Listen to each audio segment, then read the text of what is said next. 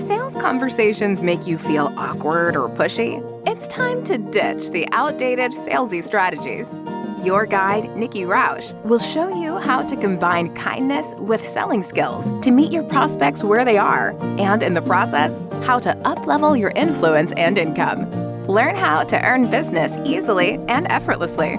Here's Nikki.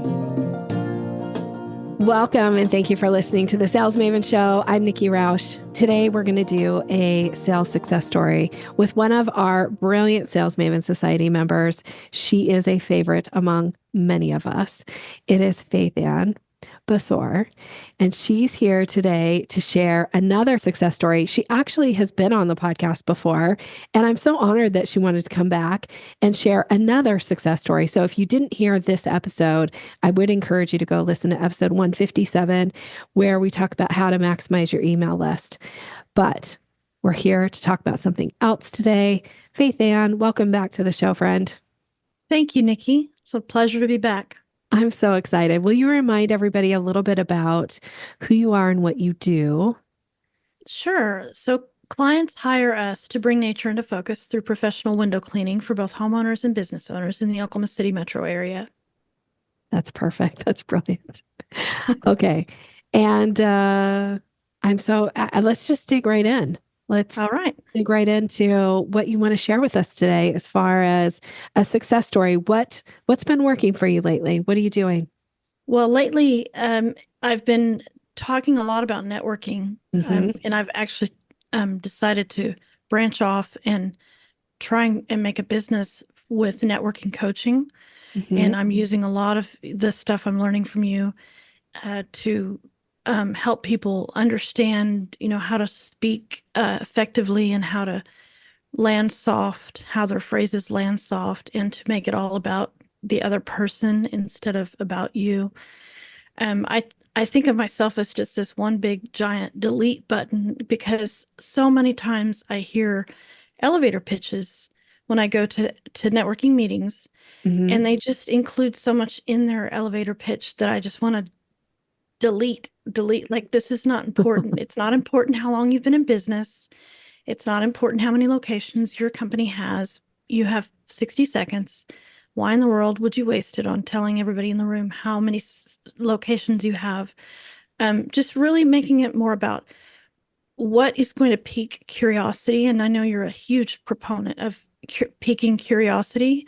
I sure So am. I've learned so much from that. And I'm taking what I've learned from you to help people network, because I'm in a lot of rooms where people have to give elevator pitches, and I'm finding that's where the most help is needed. Is I'm people's so interested now. elevator pitches. I mean, even though, my story isn't about that, but that's what's happening now. But I can get into really my story for the window cleaning business if you'd like. Well, you've got this new branch, this new arm of a business that you're pursuing. I really want to ask you some questions about that. Is that okay? Oh, sure. Yeah. So how are you working with clients that want to up their game when it comes to networking? The main thing I'm doing right now, and it is pretty new, is helping people craft better elevator pitches, really. And then I have a consultation that I'm working on crafting, so that let's say that you just started a moving company and you need to network and you just don't have any clue how to do it. There would be a 30-minute consultation where I just walk you through what the basics, do's and don'ts, a lot of etiquette, a lot of mindset. When you go into a networking room to build relationships, you're going to be much more productive, effective, memorable than if you're going in there to pass your business card out and to put everybody you meet on an email list and spam them profusely. That's not networking at all. No, it isn't. So I'll just a quick example. I was helping an insurance agent with her 60-second elevator pitch. So she said, life insurance will pay for college. And I mean, this was talking to her, and I was thinking, well, yeah, but that's pretty boring. That's a ledger. That's a balance sheet. And I said, well, wait, what about instead of saying life insurance pays for college, you say, if you take action today to purchase life insurance, then the university that Johnny has picked out and his stuff is in the back of the car and he's driving, his dorm room is picked out, he can go to college. So the difference is you're painting a picture with an emotional attachment instead of saying life insurance can pay for college. That difference, when you only have 60 seconds, you're really not there to you're not there to list your services or to list the benefits. You're there to create curiosity and paint a picture of who you're looking for. So today I was in a networking meeting and I said, I'm looking for the roofers that you know. So right away you're putting a picture in someone's head of who to look for, because if they don't know who to look for, how can they refer you if they don't know who to look for? Yeah. And I said the challenge that a roofer has when he comes into a room like this, he has two challenges. There's going to be 3 roofers in the room too. That's a big deal. So his elevator pitch has to overcome that. He has to stand out even more so than I do as like a window cleaning business owner or a networking coach. And then the second thing he has to do is get what he wants to say in 60 seconds. And so, and that's where every word really counts when you only have 60. And today I only had 30 seconds. Like everybody only got 30 seconds. What can you say in 30 seconds? So you have to choose your words very, very carefully and strategically, and you have to practice. So that's what I help people do. I love it. I love it. So awesome. Okay. So you have a specific technique or something that you've implemented and you've had some great success with it. Do you want to share a little bit about that? Yes. So many people know you as a sales coach, but in the Sales Maven Society, there are modules, and that is so valuable. And I was training going through modules, just to clarify. training modules. Yeah. I was going through them because I had committed to spending a certain amount of time in the training modules every day. This was about a year ago. Thank you for that. You're welcome. Because you want to get the value. Like it doesn't do you any good if it just sits there and it never gets listened to or That's used. right. So, okay. Meanwhile, in the window cleaning business, we had done a job for a car dealership. And my contact at the car dealership is who I negotiated all of the pricing and the job, the scope of the job with. And we had worked together prior on a previous employer that he had worked for with no problems. I sent the estimate over and I took his word as approval when he said, yep, green light. I said, okay. Now, there were 2 parts of this job. There was the showroom windows, and there was the bay doors. And those are those large doors that you see at car dealerships and at auto body places. And sometimes they can have a lot of windows in them, small windows, like four deep, and they go up, from several feet high. And we were walking around. I was like, well, do you want these done too? Oh, yeah. And I said, well, some of them aren't finished yet. So how many do you want? Just do them all. Whatever is here when you come and do them. If whatever's not ready, it doesn't. He just gave this impression that it really didn't matter to him. Just, you guys are great. I know your work. Come on, do the thing. So the estimate was sent and it was broken down. It was like this much for this and this much for those bay doors. And because I didn't know how many we were going to be doing, I did not include them in a total, which was my mistake. So the price at the bottom of the estimate, it said total, but then below it had all the pricing for this additional work that we were going to do. But in my estimation, it would be finalized after the job was done. It would all be totaled up because we didn't know how many we were going to do. And so we did all the work, sent the bill, and didn't hear anything, sent the bill later. Actually, I sent it to the actual office, not to him, my contact. And then that's when just everything blew up.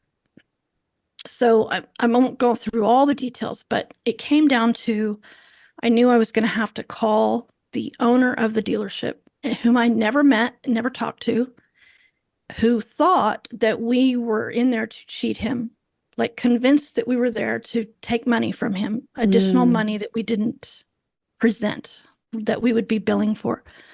So in the training module, I just so happened to be going through some of the stuff that you had, and I came across that NLP mandala. And that's a way to center your mind with statements that really help you put yourself in the right mindset. Yeah. And when I watched it, you had it more of a positive, like excited for the opportunity and excited to be in the situation and knowing what you know. Well, I used that to say to myself, I'm glad that I have this opportunity to talk to this owner. Even that was just a mindset shift. Yeah. Because I really was nervous. And then what the most important thing of there were 4 statements was, I know what I know. And what I knew was that I had no intention of trying to cheat the car dealership out of money. I had no intention of ever doing that. And if my contact would have said, hey, don't do the doors, just do this, that's what we would have done. Because, we'll do what the client wants us to do. So having that, I did it for a good 5, 6, 7 minutes. And so I was able to get on the phone, and he was nasty, and I was able to keep my cool, and I was not able to convince him that I was not there to rip him off. But because I had just really centered around what I knew to be true about my integrity, I was able to really pick up on right away that there was no convincing him. There just wasn't any way to convince him that I wasn't there to rip him off, because he was saying really accusatory things to me. So I just came to that understanding, and I said, all right, thank you. And I got off the phone, and, we got cheated out of the money, and we learned a lesson. Okay, so just to circle back on this, I'm sorry about that. I'm not laughing at you. I'm just laughing at like, oh my gosh. When something doesn't go well and you're put in a situation where you have to have an uncomfortable conversation, having some type of strategy to master your state management, that's what I call it, like your state of mind management, can be incredibly helpful. It doesn't mean that the situation is going to go the way you want it to go. Like in your instance, it didn't really go the way you hoped it would go, but because you managed your state, you were able to get through the conversation and be resilient enough to, okay, I've done what I can do, and I'm willing to let go from here and not hopefully lament about it for days upon days. Or no, I didn't. Yeah, just be able to go like, it is what it is. But more importantly, to be able to manage your own state, because it's hard not to get defensive when somebody doesn't understand that you're coming from a real, true place, and they're still questioning your integrity. That's real. I mean, let's just be honest. That's one of my triggers. So it can really be triggering, but when you can manage your state through the conversation, you can leave feeling good about your part of it, that you didn't lose your cool, that you didn't break down, that you got through it. And I think being able to manage your state is crucial in most all life situations. So I'm so happy that you have incorporated that into your business and into these opportunities. And also that you're going through the training center going like, how can I use this in my business? Like, what is some piece of this that I can take and apply and implement to what I'm doing so that I can get the kind of results that I want? Doesn't mean it's necessarily going to result in payment in this particular case, Yet it's nice to know that you can feel good about where you are in that conversation.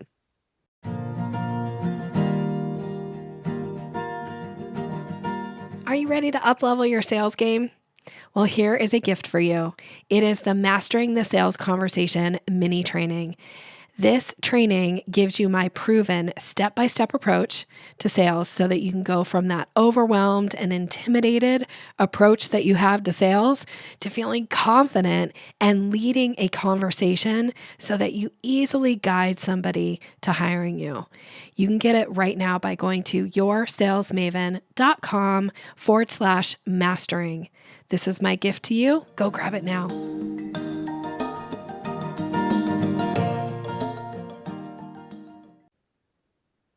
My goal was to not cry on the phone with him. Yeah. I met my goal. Yeah. And I don't think I would have met my goal if I hadn't done the NLP work before to center my state. Yeah. Now I cried afterwards, and I called my husband and I said, "You wouldn't believe how mean he was to me." Yeah. But that's okay, because that's just release. You have that emotional release. But on the phone, it was just saying to myself that I had integrity just really helped me, because he was out to convince me that I didn't have integrity. Mm-hmm. But it was only because I had said it to myself. That you talked about resilience. Mm-hmm. And that's what the barrier, that the wind is trying to break you down, and you have that, you're shored up because you have told yourself what you know to be true. And I knew that to be true. Yeah. I just needed a lot of convincing of my own self before I went on the phone with him so that I could be resilient. Yeah. I like also that you took the time that you needed, because yes, I teach the NLP mandala, and there are times where I can say it in less than probably a second to myself and go like, okay, I'm in the right state that I need to be for this moment. But there are other times where we're particularly vulnerable, emotional, upset, whatever. Like there's all kinds of things going on. And sometimes it takes a little bit longer. The very first time I ever used the mandala to apply to my own situation, it took me about 10 minutes. I was sitting in a rental car with the sun beating down on me. And this was back before wireless headsets or earbuds, and so I did look like I was sitting in my car talking to myself, because I was. And I was just saying it out loud until I could actually feel what it felt like in my body to access the feelings I needed to walk into what was a pretty high stakes meeting. So I love that you took that 5 to 6 minutes that you needed to access that within yourself. What does that feel like in my body when I am sure of my integrity?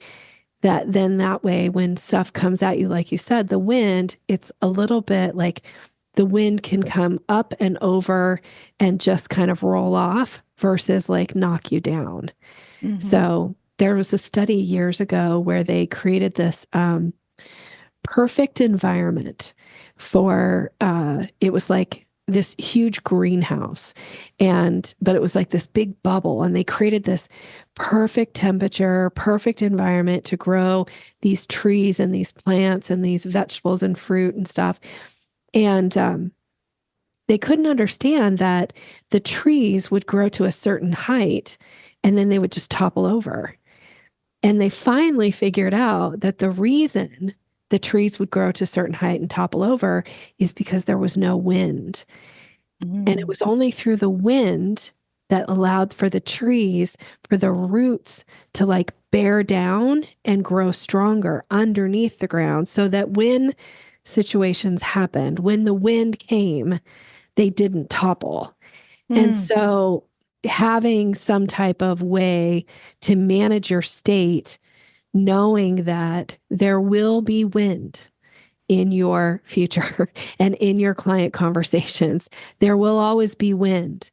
But when you can strengthen your roots of who you are and what you know to be true about you, it allows you to stand there And in this particular case, like you said, not cry, which as somebody who I always say, I have a lot of emotional, my NLP teachers always say like tears are like emotional currency.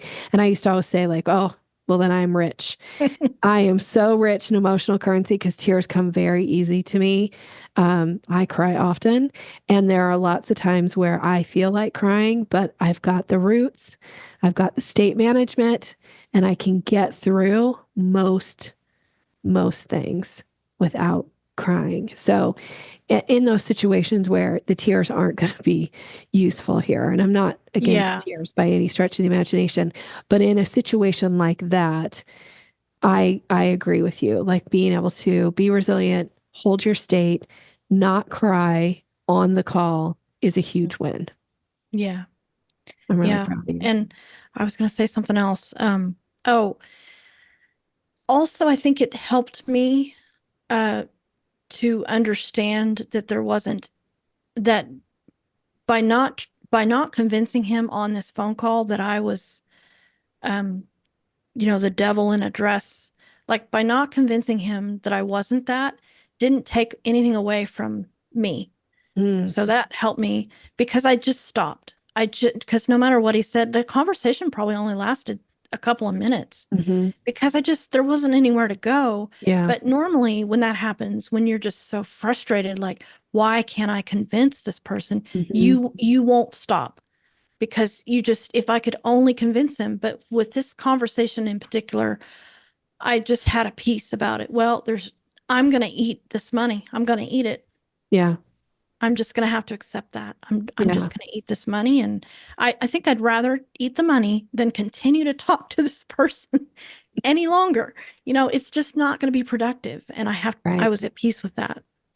That to me also says too, like it's easy to take on other people's opinions and create identity statements around them about ourselves.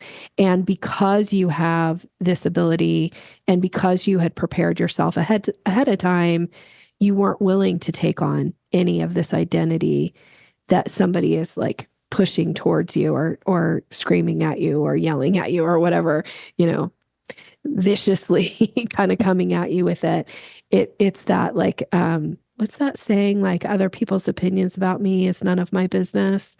Like in a way, you're able to take a step back and go like, his opinion about me is not something I'm going to take on and hold to be an opinion about me. So that's amazing. Thank you for sharing the story. I know that's a vulnerable story for you to share. And I'm really grateful that you are willing to share it. And I hope for somebody listening right now that you'll take something away from what Faithann has shared with us today and think about how can you apply this in your own situations? How can you prepare yourself for those uncomfortable conversations? Have some kind of mindset work that you do before putting yourself into those conversations so that you don't walk away feeling crushed and change some part of your opinion of yourself around identity because somebody wasn't able to, see it from your perspective. So it's amazing. Thanks for sharing. Appreciate you. You're welcome. And, we learned too, estimates are different now. And we're pretty leery about car dealerships now. I mean, it's just like, I don't know. And the biggest takeaway was that the estimate gets signed off on by the person who's going to write the check, not a representative of the person who's going to write the check. Yeah. That's the big deal. You can't take good people's goodwill for granted. And I that's what I did. I took my contact's goodwill and his good nature and his friendliness a little bit for granted. And I shouldn't have done that. I should have known that it was going to be a lot of money. And I should have said, hey, X, person, just for my own well-being, would it be okay if we went ahead and had your boss sign off or, phrase it? I'm sure you'd have great language, but just get some approval from somebody who has the most to lose or gain from the work. Yeah, I do think it's important when situations don't end up with the result that we were hoping for, that we wanted, to look at it and go, what will I do differently next time? And, the good and the bad, I think, specifically to all of us business owners out there, is we don't know what we don't know sometimes. And so we have to kind of learn lessons the hard way. It's great when we have people around us who can caution us, give us cautionary tales, and help kind of, divert us from making huge mistakes. But sometimes the learning really does come from, gosh, now knowing what I know, here's what I'll do differently. And so being able to not beat yourself up about, gosh, I didn't do this and I didn't do that, to be able to say, okay, so going forward, here's how we handle proposals, or here's how we handle estimates. And here's we ask for a signature, or whatever that piece is that you can implement into your business.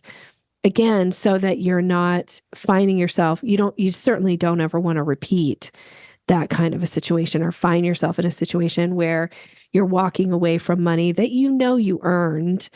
Yes. And is certainly owed. And because it wasn't communicated in a way that was maybe as clear as it needed to be for this particular client, you'll make it more clear next time. And that's really all we can do, I think, as business owners, but also as humans. When you know better, you do better. That's it. Yeah. So good for you. All right. Thank you so much for being here. One of the questions I always like to wrap up with is, what's the best way for people to get in touch with you? Somebody who maybe needs a little help with their elevator pitch and needs the story and help to pull that out of them. What's the best way for people to get in touch with you, friend? The website is thenetworkerstourguide.com. It's all together. The Networkers Tour Guide, no apostrophe, thenetworkerstourguide.com. And can I make a recommendation too, real quick, for the listeners when they join the Sales Maven Society? Yes, you may. Thank you for asking. Okay. So when you join the Sales Maven Society, there's so much training. And if you say, I'm going to do this training, and that's all you say, you won't do it. So my recommendation would be to schedule it into your day, and with a set time frame. Like this month, I'm going to devote 30 minutes a week for the training, or whatever you can reasonably manage. Do that, and that will make sure you do it, because you can't just say, there's so much training, I can't wait to get started. And then without a plan, you probably won't, because life gets busy, but there's so much benefit there. Be intentional about it and get the benefits. Thank you. And you have been intentional. You're a great implementer. I'm so honored to get to work with you. And you're such a great contributor in the group too. And we're so happy to have you in the community. So thank you for being here. You're very welcome. All right. And for you, the listener, thank you for listening. These sales success stories, I learn so much from them too. It's interesting to hear how people apply and use the content and what happens as the result. So even though it might have some cautionary tale to Faithann's story, I do see that there's a lot of redemption there too, around being resilient in these moments that are uncomfortable and preparing yourself ahead of time, because it makes a difference. All right. I'm wishing you continued success in all of your comfortable and uncomfortable conversations. Thank you for listening. Have a great rest of your day. Thanks for listening to Sales Maven. Visit us online at yoursalesmaven.com/maven for more resources to boost your confidence and skills.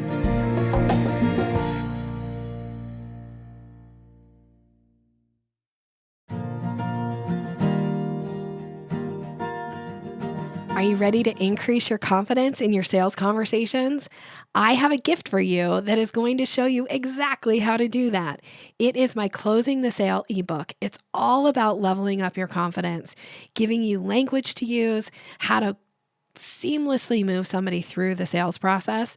And you can get it right now by going to yoursalesmaven.com/maven. Go grab it.